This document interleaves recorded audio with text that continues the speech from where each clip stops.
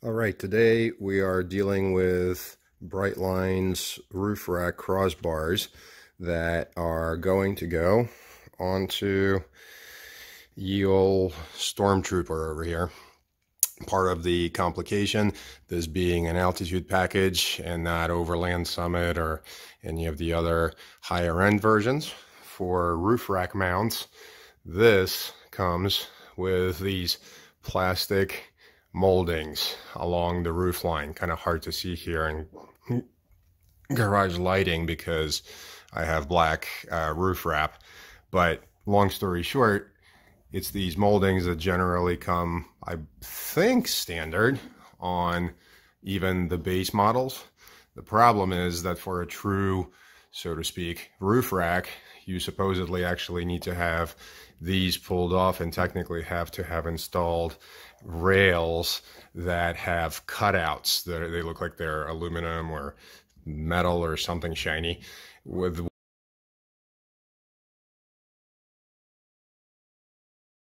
grooves for rack feet to be mounted into those grooves. So for the most part, there seem to be almost no options available, if any, for when you have just these moldings, which seems silly because there are obviously screws here that are holding these moldings.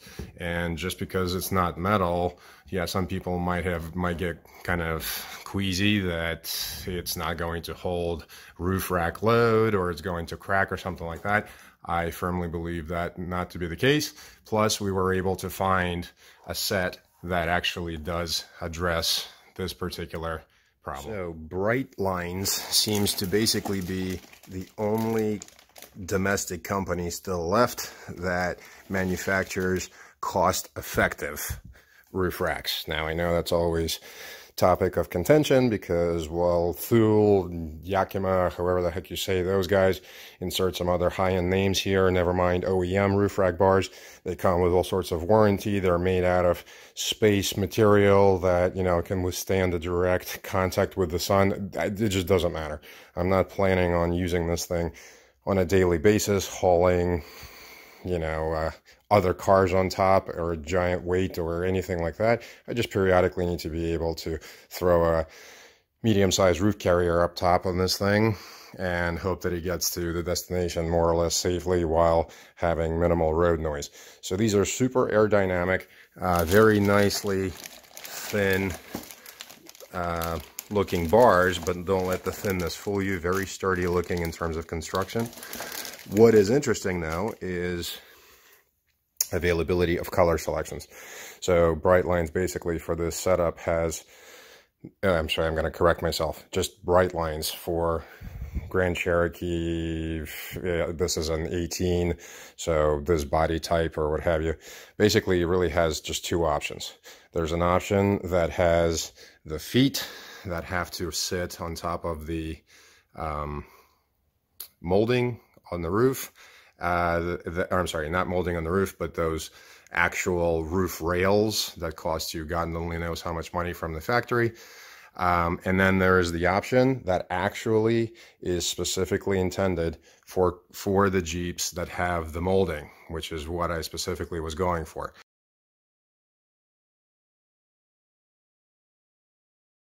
My biggest problem, though, is color.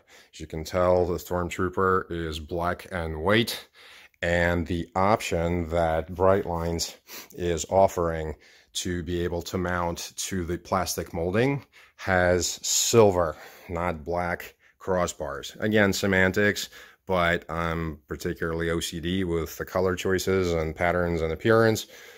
So what I ended up actually doing, considering how cost-effective these things are, is I bought two sets. I bought a set that has black bars, but has feet that put on the roof only when you have the special roof rails. And I have another set coming in with design for the plastic molding, but the crossbars are silver. And I am no roof rack expert, and I certainly will need to confirm this when the other set comes in, but I am 95% certain that, considering it's the same manufacturer, the bars are going to be the same. And if the bars are going to be the same, I should be able to swap the feet out so that the feet for this can be mixed with the bars that are silver, and maybe I could sell it as lightly used item and still get some money back. And then I'd take the plastic molding feet from the silver set and put them on the black bars, and then that way I'll have black on black exactly like I want it. So essentially your cost outlay is that this set with the fancy feet, as I'm going to call it, on Amazon, I believe currently runs something like $130, I want to say, and the other one is 160. I have no idea why there's a price difference, other than one has the fancy feet, the other one doesn't. So you figure if I jerry rig it and I Frankenstein the mix and match of feet to the bars, then my re-Frankenstein silver set, which I do not want, I should then be able to maybe push for, I don't know, $100 or so. So my spend of $300 or so in total still would ideally become net about $200, which, as most of you probably know, or if you don't know, is at least half, if not more than half, of the price of a, again, Yakima or Thule, or however the heck you say that name, and some others. Again, there are certainly options on eBay that supposedly may or may not fit. As we all know, eBay is a highway to the danger zone, especially when there are no guarantees of any sort whatsoever. At least Brighton carries some. Yes, swapping out the feet and mix and matching may land me in some trouble potentially, but again, I have no reason to believe that to be the case, because I guarantee those bars to be identical in terms of how they take the feet in, what the formatting of that is, and how it's going to get adopted. So when the other set comes in, we're going to reopen all this and re-verify. 2,000 years later. So our experiment ended up to be a fail for one reason or other. Thank you, Brightlines. You would think that the bars would be exactly the same on all setups and just the feet would change. Nope, not with Brightlines. So these bars that are black from factory are exclusively to be mounted with the feet for when you have side rails with the chrome inserts that have those grooves in there to be mounted. And the bar length, thickness, well, not even length, thickness, and the way the feet mount up to the bottom does not at all line up with the version of their own bars that has the setup for the rails that don't have the inserts. So again, you would think that this bar and that bar would be exactly the same, and the feet would be different, completely different setup, different thickness. These bars are actually way thicker than those bars. In a way, that worked out to be for the best, I think, because the thicker bars actually look better.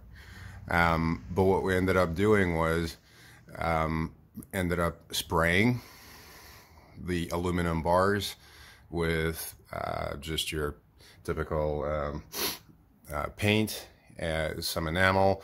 Can't even begin to count the number of coats that it took, how much of a pain it was. And even after that, it still wasn't right. So on top of that, what we ended up doing is doing a 3M vinyl wrap around the bars. You see like little cellophane leftovers still sticking out. This is because the 3M wrap, the gloss black version, actually has like an additional protective layer on it that would allow it to be applied without scratches.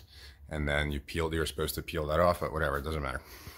So in the end, the look is still good. It was just much more of a pain in the butt to put it up, or I'm sorry, to color it, paint it.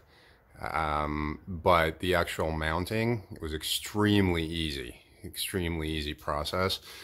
In the instructions, it actually tells you that when you have the basic plastic rails that, you know, they want to normally, thank you Jeep, wants to charge you extra, whatever, $800 to give you rails that are supposed to be mountable for those types of setups.